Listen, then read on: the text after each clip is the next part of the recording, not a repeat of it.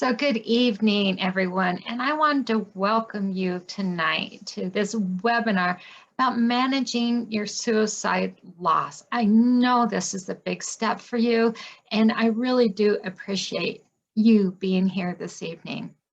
So we're going to go ahead and get started. So I'm a mom. I have 4 children, 3 girls and 1 boy, and I had those children because children are the greatest joys in life.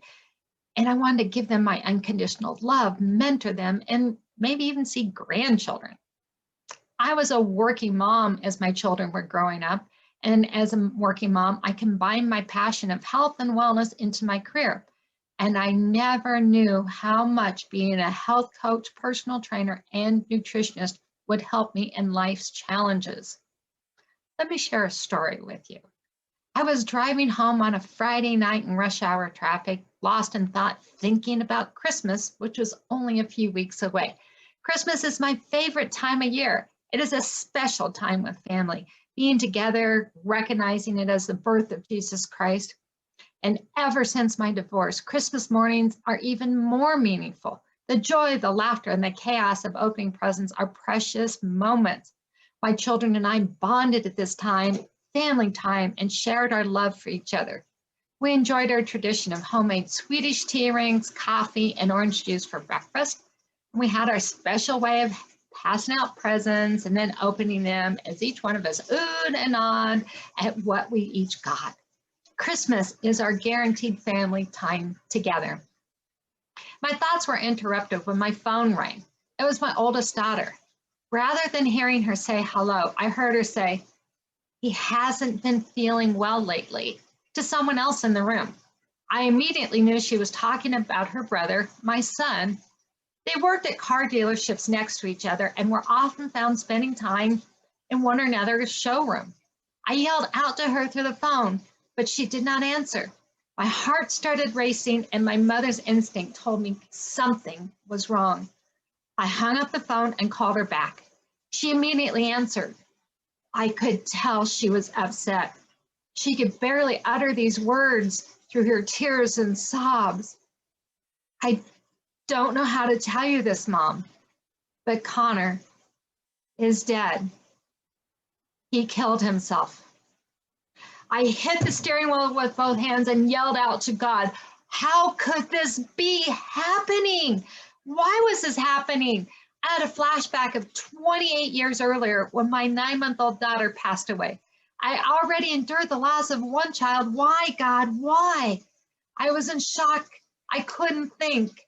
All I knew is I had to get to him, my son. I had to get to my daughter as well. Our family needed to be together. I turned my car around and headed towards where my son had taken his last breath. It was where the second longest drive of my life.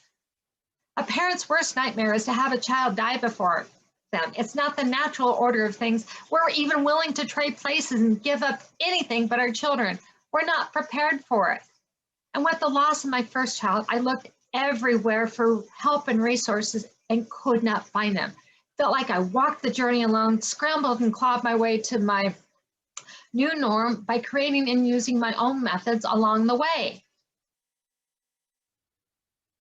And what happened was that I was able to bring these tools together as I experienced other family deaths. What I discovered is that these things from my first loss helped me with the others that followed, both my parents, my sister, cousins, nieces. I knew I had the tools and resources to survive losing my second child by suicide. In the next 60 minutes, I will offer some background information about suicide and how I used all of my areas of health to accept my son's death and now live a fulfilling life in spite of his absence. I believe to heal as a suicide loss survivor, one must take a whole body approach, which includes physical, mental, emotional, and spiritual health. Hi, I'm Peggy Green, author, speaker, and mother. In grief, it's not easy to understand why I was going through this. I questioned, How would I do it? And I cried out in the lonely nights by myself and asked God why. I was in a dark place without answers, and then it came to me. God had been preparing me to face yet another child loss by equipping me with those tools. God's not responsible for my losses. However, He has given me strength and courage so I can say, I can make it through this. I've been able to move through my grief. Now, I must tell you, it's not been easy. It takes time to heal. I've experienced more pain, but I've been willing to work through it. We may question, will the pain go away? Well, humans are meant to have good emotions and bad ones. As a human, sometimes I expected that I should never experience the bad ones. That really was an unrealistic expectation, and then I learned to give myself permission to be human. I stopped thinking I had to be joyful and happy 100% of the time. I'm not perfect, yet I know now sadness can coexist with joy. And I found purpose to move forward. And that's when I wrote Life After Child Loss and became a grief coach. Now, not everyone who loses a child will write a book or become a grief coach. What I do know is that you will not return to life as it was before suicide. However, you will learn to adjust to life without your loved one. Allow me to share another story. So your grief is like a caterpillar that has gone into its cocoon. In the darkness that surrounds you, you do not know how to get out. You may take small steps every day to really start to move through it, making small breakthroughs. Just like the caterpillar that's transforming into a butterfly, those wings are getting stronger and they're beating against that cocoon, trying to break out, helping you to heal as you take those steps. And then one day, much to your surprise, you look in the mirror and don't recognize yourself. Like the caterpillar that entered the cocoon and is broken free, you are now transformed into a beautiful butterfly and with a newfound appreciation for life. And I hope that you can see yourself as the caterpillar that wants to come out of the darkness and experience life with joy, peace, and happiness. So death of a child is unique. No one understands it unless they've been through it. As a mother, you don't expect to have to walk through it. It changes your core from the beginning. You could have a hole in your heart and a yearning to be reunited with your child. Your circle of friends can change because they don't know how to help you. They're afraid to say and do the wrong thing because they think that they're going to cause you more pain.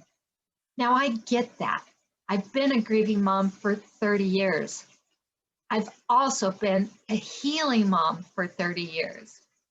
And now I'm lost a child once, but lost another one, and this time by suicide. And this suicide loss was totally new, and I found myself being referred to as a suicide loss survivor. What does that mean? Well, this is what I discovered. A survivor of suicide is a person or loved one knowing someone who died by suicide. You may be close, you don't have to be a family member, but it can impact you. I never really understood it. And now that I'm a suicide loss survivor or suicide bereaver, I want to learn as much as I can and educate others.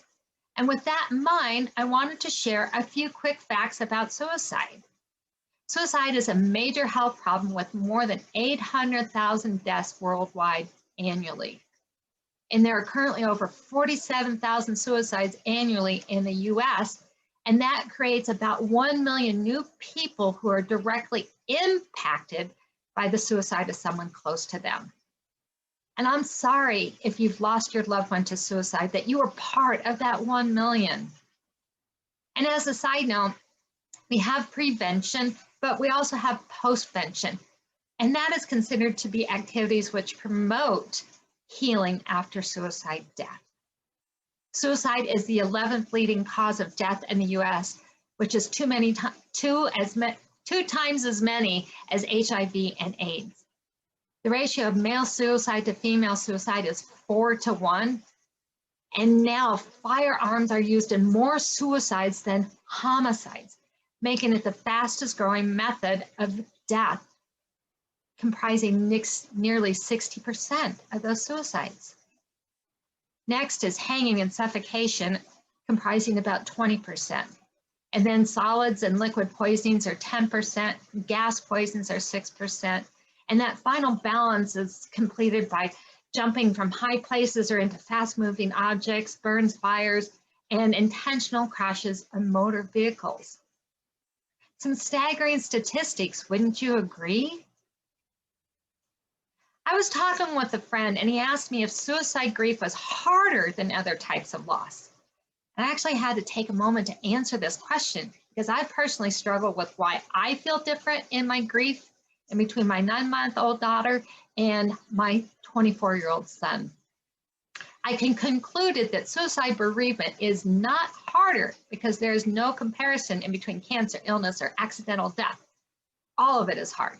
What I did tell him that it's unique. It has its messy challenges, it's complicated, and is different than other modalities of death. Here are some things that contribute to the complexities of those bereaved by suicide. 1, survivors are left with a need to find answers. I understand that. Survivors want to take responsibility for their loved one's death. 3, survivors experience high levels of guilt. Number 4, social stigma around suicide.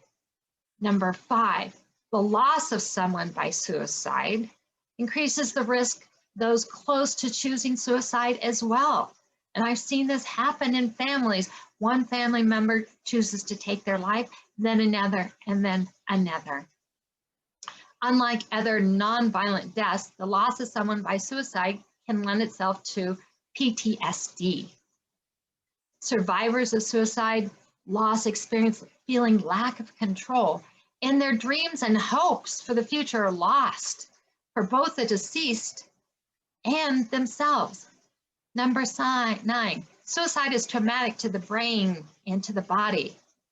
10, it's difficult to find support for survivors of suicide. 11, survivors tend to focus on how their loved one died rather than how they lived. 12, some believe taking one's own life is sinful.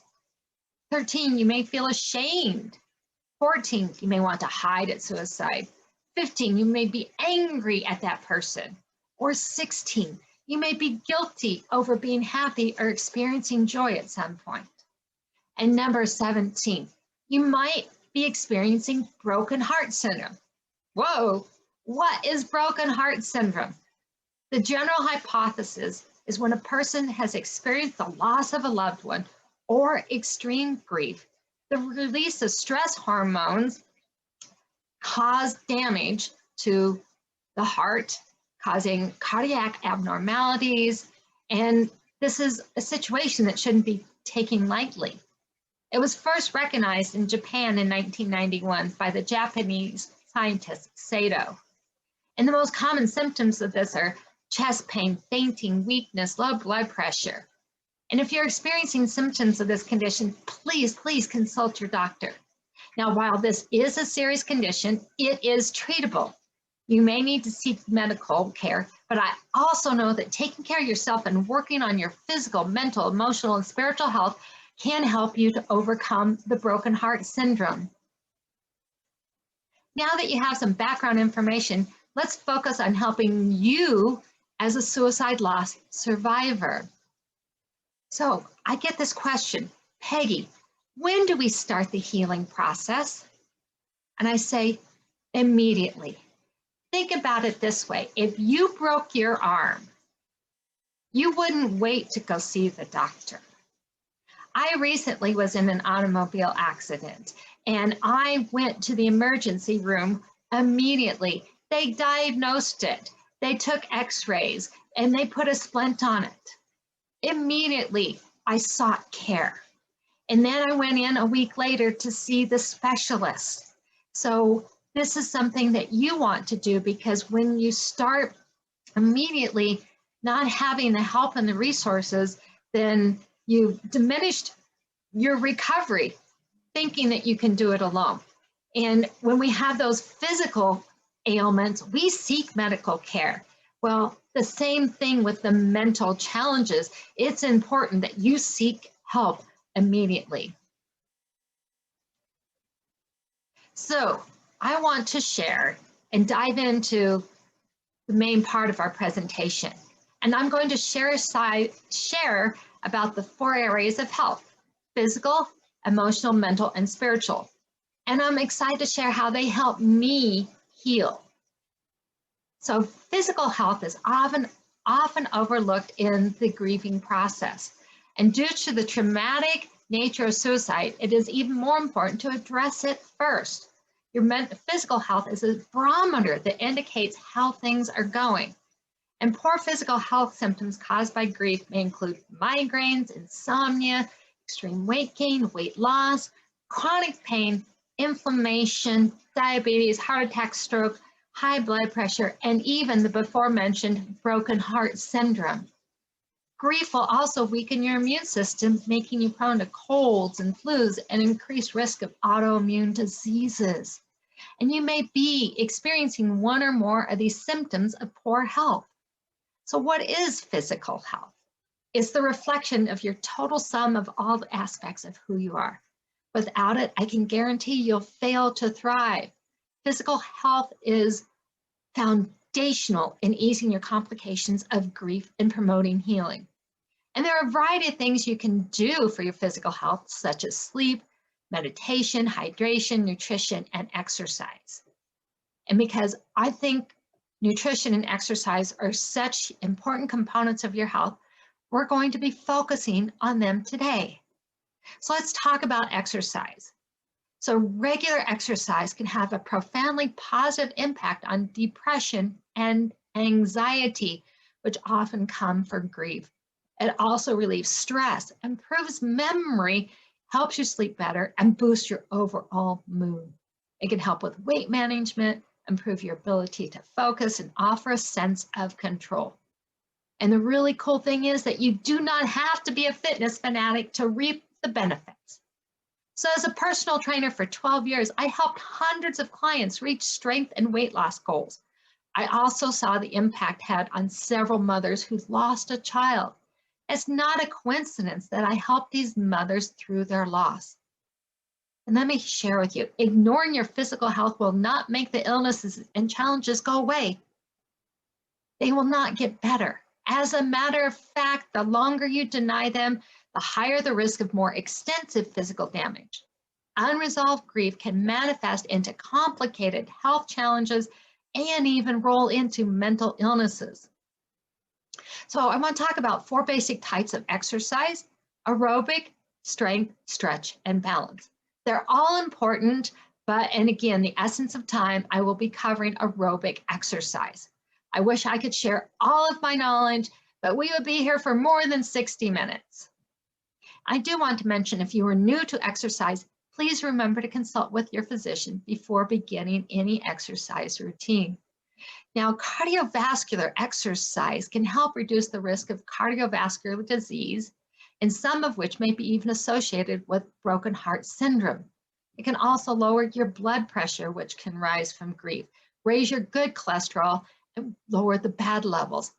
It can also reduce chronic pain, help you with sleep, which we know is a big one when you're in grief, and improve your focus. Have you ever felt like you have grief brain? All of these are impacted by grief. And now these are all great benefits of getting your heart pumping by getting and doing some cardio. But I want to mention too that boosting your mood by doing cardio, you release hormones epinephrine and norepinephrine, which really help to reduce stress and can help reduce anger and guilt. So some examples of aerobic exercise are brisk walking, jogging, running, playing tennis, dancing, or swimming. You get to choose. In grief, it is recommended to simply get started and being consistent. And I find that for most people, walking is where they begin. So the general recommendation is to get 10,000 steps per day. You can download an app on your phone, buy a fitness tracker, it doesn't matter. So if you don't know how many steps you are getting, go ahead and keep track for 3 days, 2 weekdays, and 1 weekend day. Take an average, then add 10% for a goal. Each week, add 5 to 10% in steps. Doing this can increase your energy, improve your mood, and reduce inflammation. So Brenda, who started working with me after her 29-year-old son took his own life, could not believe I recommended she get off the couch and out of the house. She felt like I was trying to force her into something she did not want to do. She was struggling with the thought of walking out the door. I suggested she start by setting a goal of walking around the block as part of her morning routine. She committed to trying it for 1 week. She logged her activity every day and noted how she felt after she walked. When we met the following week, she felt lighter. She admitted her mood improved and she had more energy. So exercise is a good way to develop community also.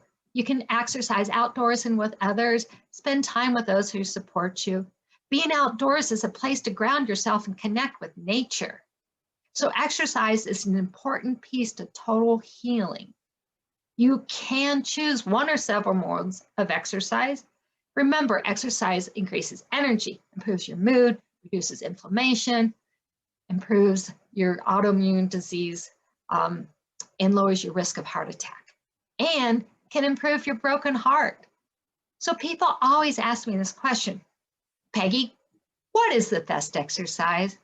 And I tell them the best exercise is the one that you will do and be consistent with. So just be started.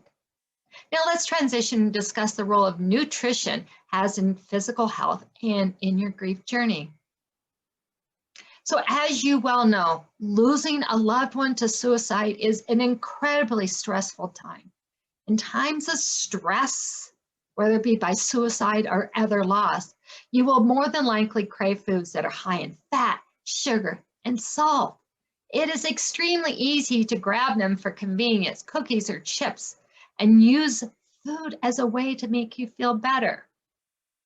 And if this is you, you are not alone. Yes, they may feel better in the short run. However, in the long run, makes you feel so much worse. They affect your blood sugar, your energy level, and mental focus. And heavy amounts of cortisol, the stress hormone, is also released and contributes to weight gain, anxiety, and difficulty sleeping. Processed foods are attributed to weakening your immune system, opening the floodgates to colds, heart conditions, and oxidative stress. And I want to share with you what healthy eating looks like. Ultimately, the goal is to follow this as closely as possible. However, give yourself some grace if you do not. Nutrition is part of health and wellness as part of your grief and healing. Pay attention to your gut. So foods and trans fats, excess calories, additives, sugars, and salt contribute to inflammation and affects your gut health. And listen to this, your gut is considered to be your second brain, which controls your emotional and mental wellness. So you see how they're all connected? So when feeling grieved or stressed or anxious, focus on keeping a well-balanced diet. And I want to share with you 7 components to this. And you will start by adding more real food. You will eliminate gluten and dairy, and finally reduce caffeine, alcohol, and sugar. This is a framework. So let's start with the first 2 ingredients that you will be adding to your diet, and that's adding real food. So times of stress and grieving cause the body to be more inflamed. It's important that during this period, you do everything you can to reduce your inflammatory load down. This can be accomplished by eating real food. Real food does not come in boxes, cans, or microwave containers. It comes from the earth. It is recommended to eat 9 to 13 servings of fruits and vegetables per day. Those are the size of your fist. In grief, I know how hard that is to do. So these fruits and vegetables provide vitamins and minerals that your body really needs. They help to reduce that inflammation, provide energy, support your immune system, and includes necessary fiber. So whole foods also have specific health benefits associated with them. For example, blueberries help with memory. Foods rich in vitamin B can reduce stress, and spinach has iron, can help stamina, strength, and help your immune system. Now, I do understand eating can be difficult, let alone eating more fruits and vegetables. And that's why I have been personally taking Juice Plus plant powdered fruits and vegetables in a capsule for years. It's easy. They make it easy to fill that nutritional gap of those vitamins and minerals that my body needs, but I don't have the capacity to eat. It fills that gap.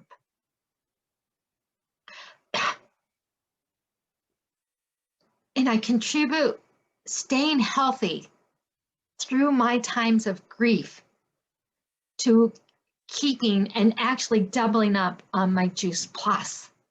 And they're easy to get. I can help you with that.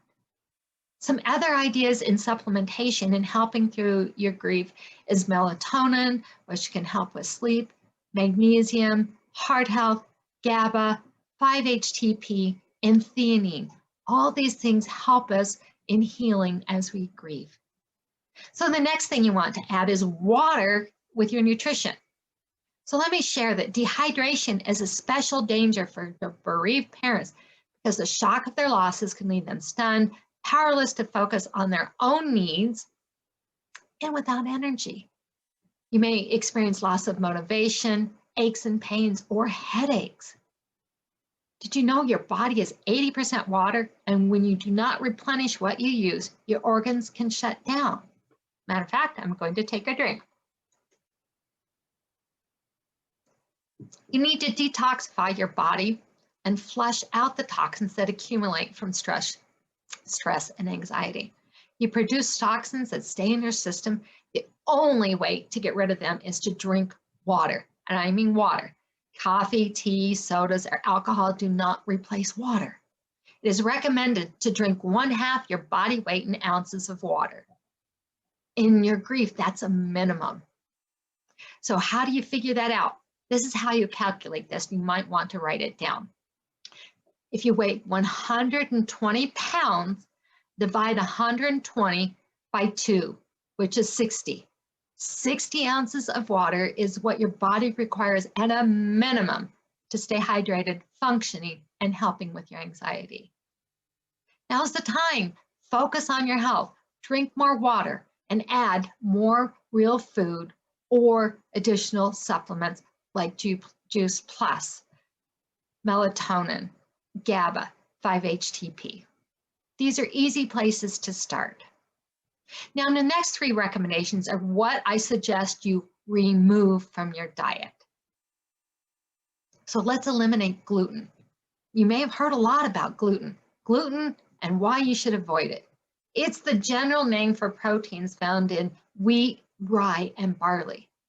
And gluten helps food maintain their shape, acting as a glue, hence gluten, that holds food together. I'm not sure about you, but I don't like the idea of eating glue. And the thing is, gluten provides no essential nutrients. And gluten and its byproducts are commonly found in processed foods, bread, pasta, pizza, cereal. It's also an inflammatory and adds to the natural inflammatory response caused by grief. As I mentioned, you want to reduce that inflammatory load. And gluten can cause serious consequences to your microbiome. Remember, I mentioned that microbiome in your gut is your second brain, impacting your mental wellness. And they also control your immune system.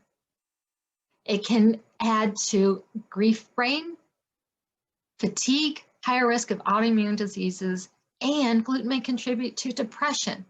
When it all adds up, gluten doesn't serve you, especially in grief. It is beneficial for your physical and mental health to remove gluten from your diet. It's a process. So the next thing I suggest is to eliminate dairy. So one of the health concerns is that organic milk, even organic milk, contains hormones. Cows produce the same stress hormone cortisol that we produce, and it passes through your milk. And you absorb their cortisol. And you have enough of your own. You don't need more. So milk can be a source of inflammation it is important to reduce it. And removing the dairy from your diet, it's a source of saturated fat, contributing to heart disease, type 2 diabetes, and Alzheimer's. The cause and effect that dairy has on overall health is reason enough to eliminate dairy from your diet. And it can help you heal from your grief. I also suggest getting rid of caffeine. Some people turn to caffeine. It can offer a short-term boost, just like comfort foods, but the letdown is more detrimental than the original so-called health high. I mean, if you have to have another cup as you come down off the original surge, your body can eventually crave the caffeine. You create an addiction to the energy boost. It can increase blood pressure. And the thing is, it's quite common for a grieving parent to already be experiencing elevated blood pressure, and it is dangerous to artificially stimulate it even more. It can cause heart palpitations. And if you don't know what's causing that, that creates anxiety. Don't add to it. It's also a diuretic, which will increase your risk of dehydration. Remember, coffee, teas, and sodas do not count when hydrating your body. Now, I'm not a total meanie about this, so if you cannot absolutely survive with at least 1 cup of coffee, keep it to no more than 1 cup and have it before 10 a.m. Now remember that a serving size of a single cup of coffee is actually 8 to 10 ounces, and be mindful if you are getting it from a coffee shop, their drinks are most likely larger than 8 ounces, exceeding the recommended intake. So now we're going to talk about alcohol and grief. It is recommended to reduce or totally eliminate alcohol while you are mourning. So losing a loved one by suicide is certainly one of the most upsetting and painful experiences one can have. It's common for you to go through this wide range of emotions, from anger and denial to sadness and despair. Now, each person goes through the grieving process differently, and they do not always do it in the healthiest manner. Some turn to alcohol in an attempt to numb that sadness, pain, and grief that follows a major loss. Sadly, self-medicating all that emotional pain can lead to alcohol addiction, and even for the seemingly strongest and most resilient individuals. During the grieving process, it is critical that you actually experience that pain and express your emotions so that you can eventually move forward with your life and heal. However, some people get stuck and begin struggling with unresolved grief. There is no form of self-medicating with substances that will effectively erase the pain of loss. In fact, it acts as a depressant in the body, intensifying negative emotions like shame or sadness. And alcohol impairs every part of daily life, to a job and relationships. And the thing is that if you have a history of depression, anxiety, or other addictions, going to alcohol, it will be easy to return to those same things. So seriously consider removing it for your physical and mental health. Now, our last area of nutrition is sugar, and I saved it for last because it is a biggie. So sugar is found in so many sources. It comes from processed foods.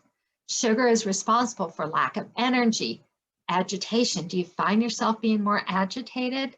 Weight gain, excess cortisol, and increased risk of cancer, type 2 diabetes, and it weakens your immune system. It's responsible for mood swings, depression, and grief brain. There's a lot of names. Sugar, dextrose, fructose, galactose, glucose, lactose, maltose, sucrose. It can be found in almost everything. And here's some food that you may not even think that it's in. Milk, low-fat yogurt, chocolate milk, spaghetti sauce, barbecue sauce, sports drinks, granola, iced tea, protein bars, pre-made soups, breakfast cereals, salad dressing. Some of these things you think are healthy. Processed foods can make you sick. So you cannot totally get away from sugar because sugar is in whole foods that you eat. However, regardless of where the sugar comes from, there is a recommended daily allowance to adhere by. The women with American Heart Association is 6 teaspoons of sugar. A 20-ounce bottle of Coca-Cola contains 25 teaspoons of sugar. And so sugar is now a greater contributor to heart disease than cortisol. And while I do not have empirical evidence that sugar contributes to broken heart syndrome, there is research that indicates heart health is impacted by sugar. So I'm going to say, going out on a limb, it is my logical conclusion that sugar can contribute to risk and the signs and symptoms of broken heart syndrome.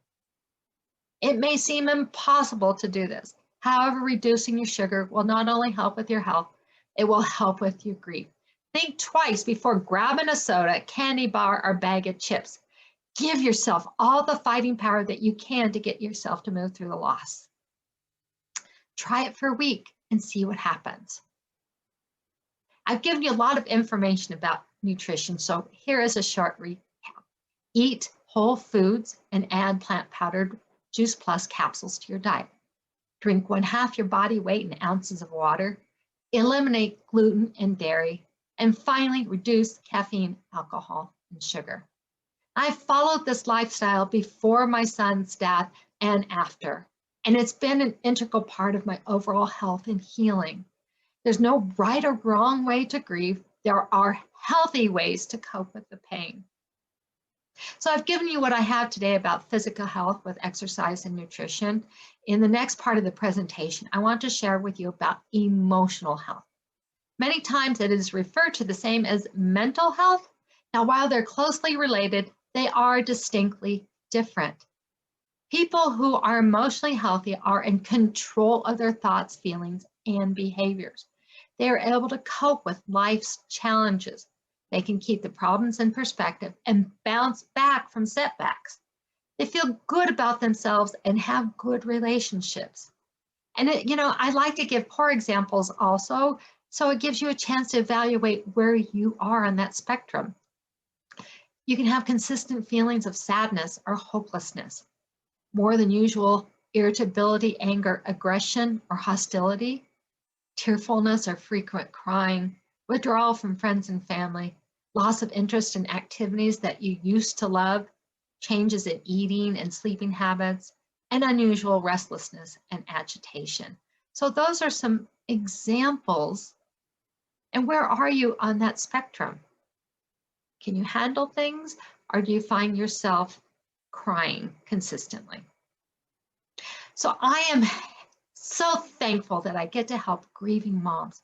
Last week, I was working with Carol, who lost a child 4 months ago. She was experiencing guilt since her child took her life, and she was not sleeping and had a lot of anxiety as a result. When she first started working with me, she was afraid of being judged by others. She felt others blamed her for everything, and she did not deserve to do anything but feel guilty. And I shared the 3 C's with her. You cannot control others, you cannot cure others' problems, and you did not cause them to do what they did. Even though she wanted to take responsibility, I revoked her power, her superpower to control others. She looked at me if I were speaking a foreign language. She had always thought she was responsible for missing the signs and symptoms. She thought she knew her daughter and that they shared everything. The only way that she would have known all of her daughter's thoughts would to be a mind reader. Even though she thought she could, she was not able to do that. And I revoked that superpower. Carol also felt she failed her daughter and did not protect her, even though she did everything she could with the information that she had. She expected to be a fortune teller and predict the future. And again, I revoked that superpower. Once Carol was able to realize she did not cause, cure, or control what her daughter did, she was able to release herself of her guilt of her daughter's suicide. We met on a webinar similar to this called 3 Tips to Move Through Child Loss Grief. I'm so grateful we did. Carol's now given herself permission to release her guilt. She understands that others do not blame her for anything. She did not control, cause, or cure her daughter to end her life. Now, as you know, addressing your emotions doesn't happen overnight. It takes a shift in your mindset about your circumstances. Let's talk about that for a moment. Mindset is a collection of thought patterns and beliefs that shape your view of reality. It is a story that you tell yourself about your identity and about the world around you. Changing your mindset is the most beneficial you can do. It's also the hardest. The saying mind over matter. You can change and control your emotions by changing your subconscious thoughts. Do you tell yourself you do not know how to overcome your loss? You can be telling yourself that you do not deserve happiness, you're responsible for your child's passing, or even that you cannot live with them now or ever. You may think you'll never be the same. You may be saying them to yourself, someone else may be saying them to you, or a combination of the two that burns these thoughts into your subconscious mind. It is no wonder you're having difficulty working through those emotions when they are constantly guiding you, these negative thoughts. The more you think the same thoughts over and over and over, the more ingrained they become into your mindset.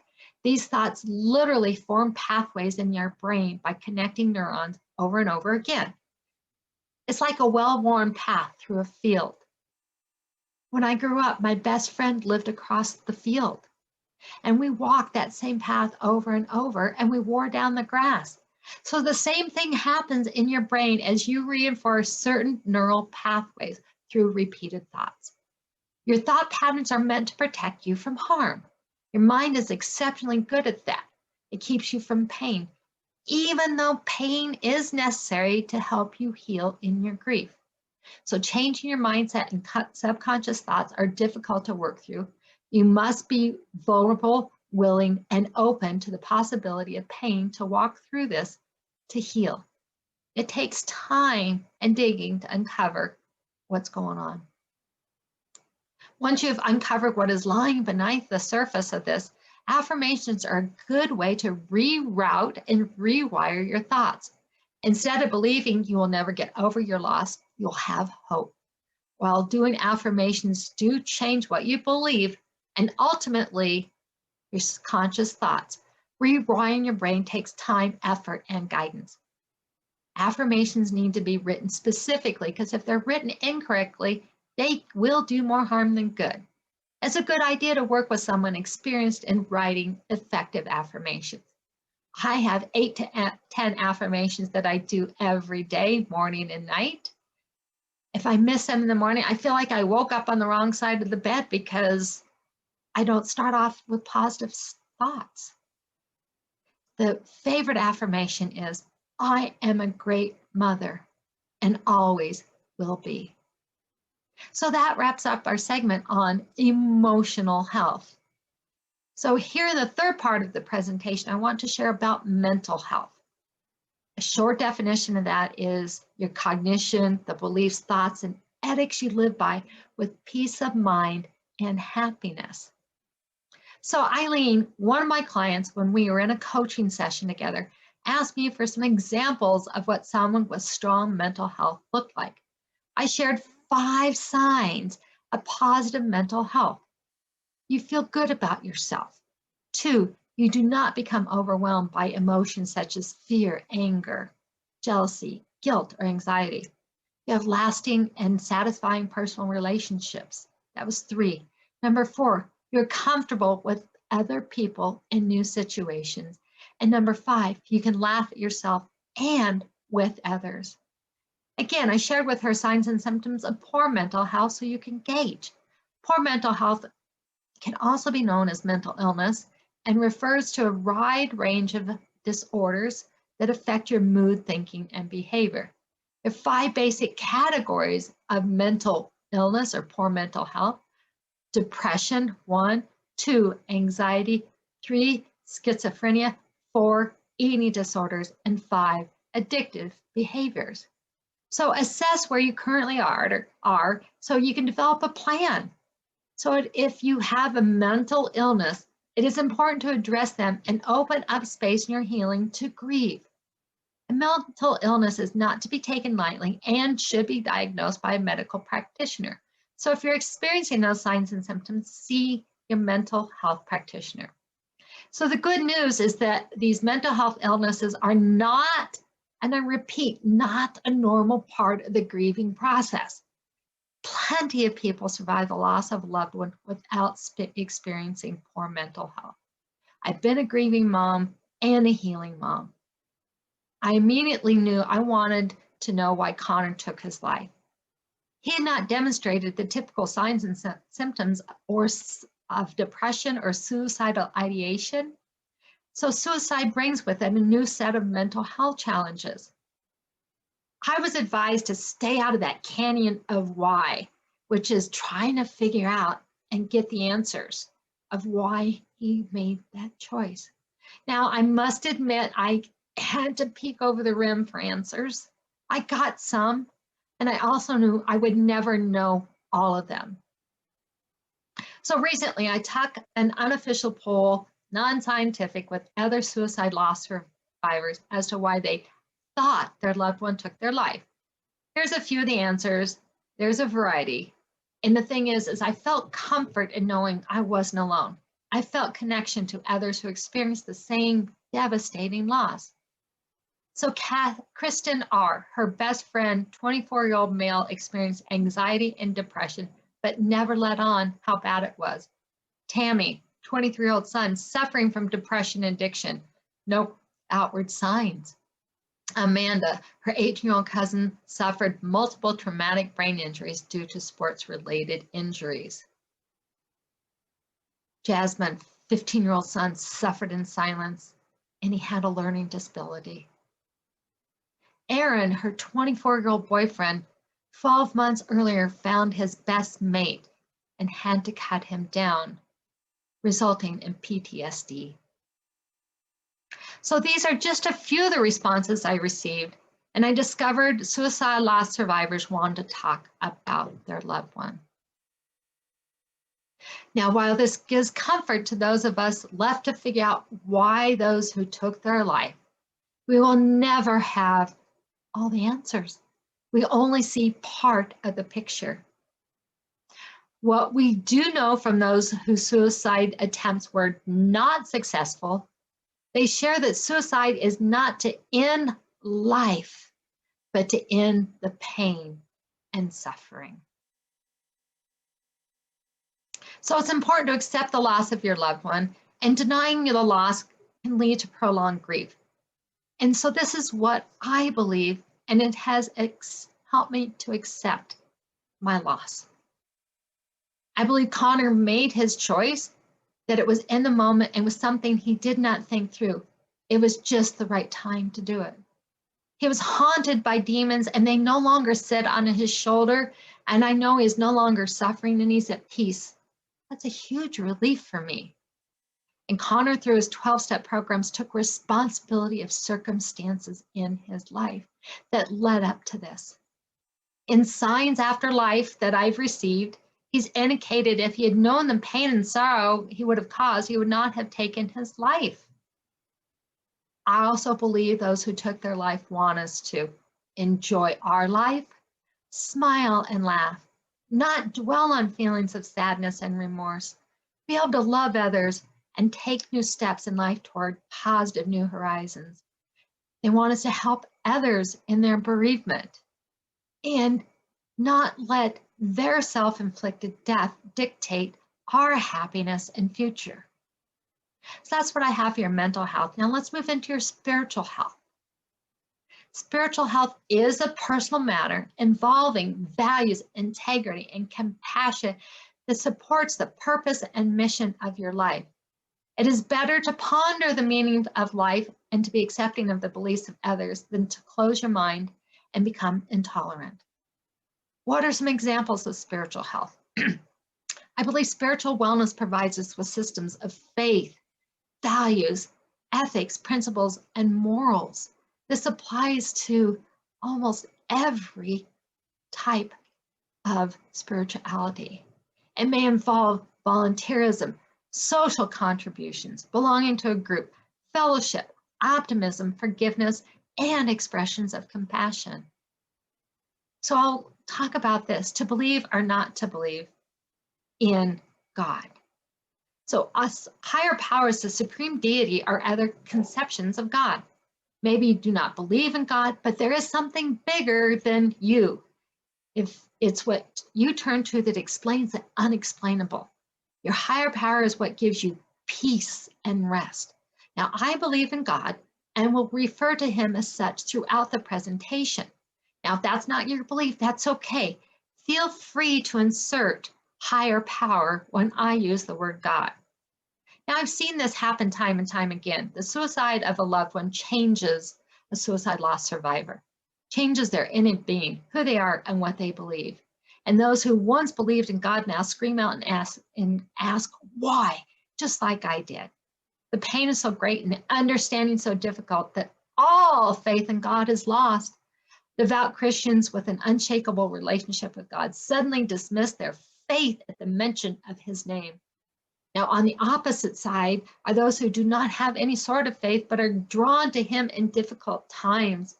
A grieving parent may not have anywhere else to turn to.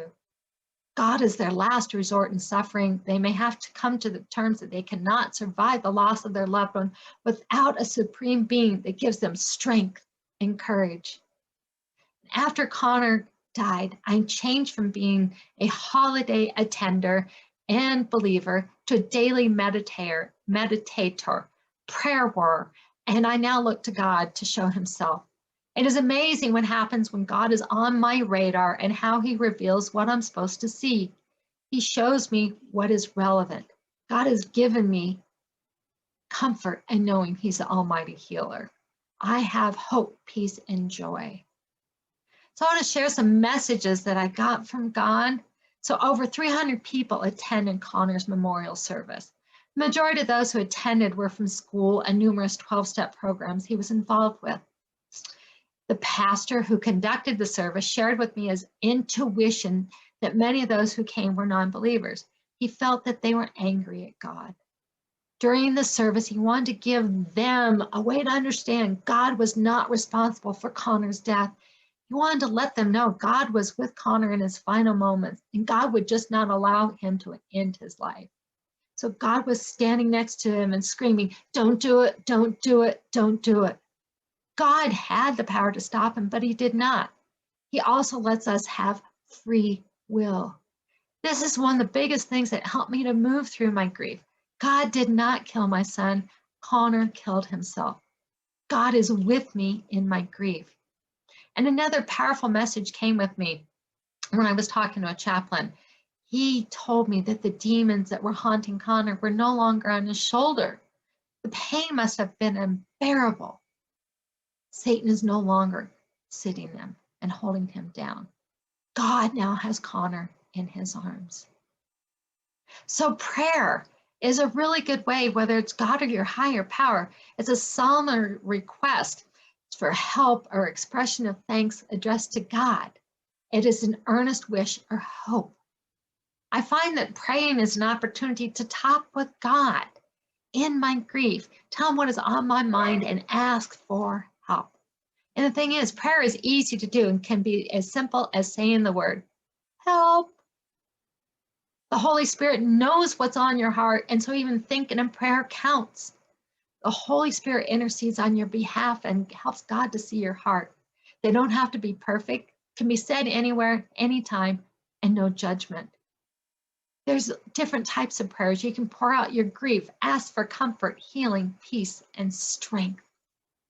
And God is using me to help others in their lost journey. Without a doubt, I know God has given me all the tools and resources and beliefs to survive this season. God does not choose the strong to lead, but gives the weak, broken, and tired the strength to lead. I am one of those weak, broken, and tired ones. The teachers keep on teaching, and the healers keep on healing. Before I sat down tonight, I pray that God would give me the words to share with you. So if you are questioning if there is a God, visit several churches and find you're comfortable with. Churches offer classes to those who are seeking out the possibility that God exists. Take a class, make that decision for yourself. So in your darkest hour, think of yourself as a seed. that has been planted in the soil. Seeds need to be in the dark for a season to sprout and grow. And look for what God is preparing you for. What plans does He have for you? My clients often ask me, Peggy, do I believe Connor made it to heaven? I tell them that when I was young, I heard that taking one's life was a sin, and that if you killed yourself, you wouldn't go to heaven. Fortunately, I do not believe that anymore. I believe that if you accepted Jesus Christ as your Lord and Savior, you are welcome into heaven. He is merciful and shows grace. That has given me comfort, and I know my son is in heaven. No matter how deep my pain, God help me. So this wraps up spirituality and our final health component. So we started off our time together by learning about suicide. We then addressed how to move through your grief by looking at you as a whole person with 4 aspects of health, the 4 cornerstones of healing: physical, mental, emotional, and spiritual health. Your journey will always be one you travel. Your grief is an emotional roller coaster. So one of the most common questions that people ask me is, Peggy, is there a way we can get the same results individually that you offer here? As a matter of fact, the answer to that question is yes. I offer an 8-week coaching program. So just yesterday, when I was on a grief breakthrough session, a grieving mother told me she had no idea where to turn for help or that there was even help available. She was struggling with feeling like an outcast, and she wanted to feel normal again and be happy. She decided to sign up for my 8-week coaching program for some help to move towards those goals. So it can be difficult to imagine becoming a suicide loss survivor, not knowing how to make it through the next day, month, or year. Anyone who has suffered a loss does not need to do it alone. There are options out there as to what works. I do know that having someone help you in your loss, that you're much more likely to be able to live your life without your loved one and move forward. I offer that complimentary grief breakthrough session to help you see your own possibilities. So in our time together, you share your story with me, someone who genuinely cares. You will walk away with one practical tip that you can implement immediately. When you're finished, you will have hope that you will make it through your loss. I made it super easy to schedule your complimentary grief breakthrough session. Text the word breakthrough, BREAKTHROUGH, to this number, 719-789-6808, to receive a link to schedule our time together. You get to choose a time that works for you. It's as easy as that. And I'll repeat this. It's the word breakthrough, BREAKTHROUGH, to 719-789-6808. The call is free, no obligation. And I do this because there's a percentage of people that know they want help. And that's you. Amazing. I would love to help you. It is totally cool what you decide to do. So I started helping mothers in their child loss grief because when I went through my first loss, I had to figure it out on my own how to heal. I know what it's like to have your world turned upside down and do it by yourself. We are in that Suicide Loss Survivor Club, Child Loss Club together. I am your resource who will listen, care, and understand what you are going through. So now that you know I'm a grief coach, think through this, get some support so that you so desperately want. What is important is you don't do it alone. Now, before you decide, there are 3 criteria I recommend you use to help you determine who you will work with. Number 1, consider, does the person you want to work with have practical experience with suicide loss, child loss? I have survived child loss twice, and I bear witness to your loss, can walk beside you, and will share my expertise. Number 2, does the person have the passion to be working as a grief coach? I want to help you, really help you to live a fulfilling life. As I said earlier, the best teachers are still learning and the best healers are still healing. Number 3, Have they personally used the tools and techniques they offer to you? The tools I share with you are 100% responsible for me being here and able to offer you support. I know deep down the resources I created for myself and use in my coaching practice will work for you.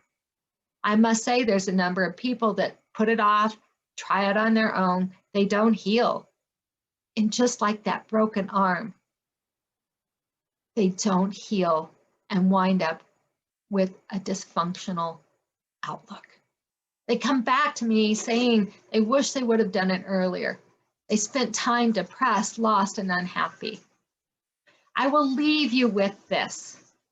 After my son died by suicide, I started posting on Facebook. I was being vulnerable in sharing my heartache, confusion, and despair.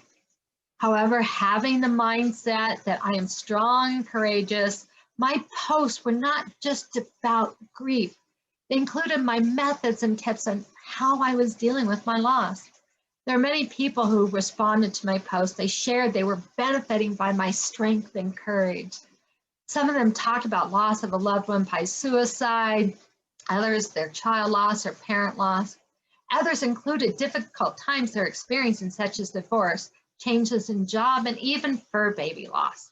It was here that I knew I was onto something, and I'm blessed to have built the resources to move through the unique loss of suicide and use them to help other grieving moms, no matter their loss.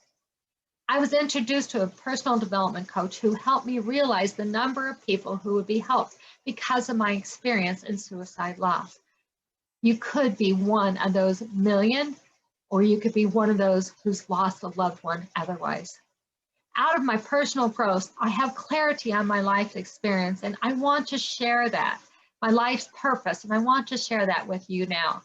My purpose in my life is to be joyful, grateful, present, encouraging, positive, and be the best possible version of myself in my personal and professional relationships.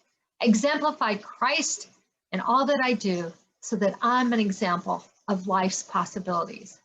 It was pivotal in having a coach to support me so I could step into my purpose.